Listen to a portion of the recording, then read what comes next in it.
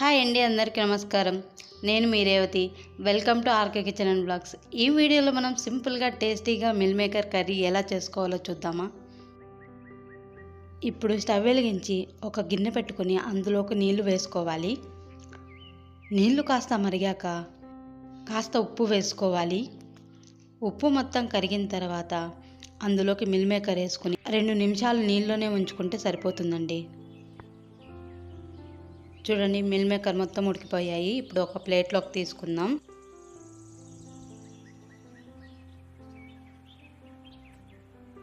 ఇప్పుడు ఒక కడాయి పెట్టుకుని అందులోకి కాస్త నూనె వేసి పోపు దినుసులు వేసుకోవాలండి.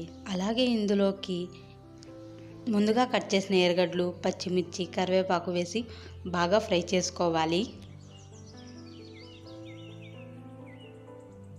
ఎర్రగడ్డలు దోరగా ఫ్రై అయ్యాక అలాగే ఇందులోకి టమోటా ముక్కల్ని కూడా వేసుకోవాలండి.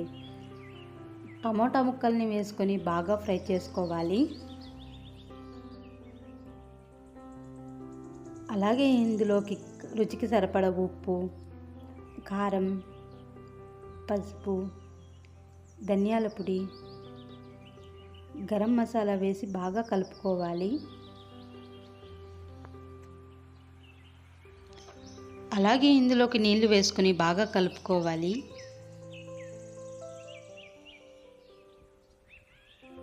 మిల్ మేకర్ని చిన్న చిన్న ముక్కలుగా కట్ చేసుకోవాలి.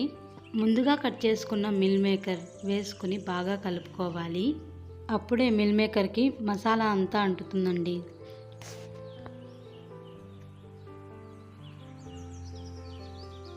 చివరగా కొత్తిమీర చల్లుకొని మరొక్కసారి కలుపుకొని స్టవ్ ఆఫ్ చేసుకుంటే సరిపోతుందండి.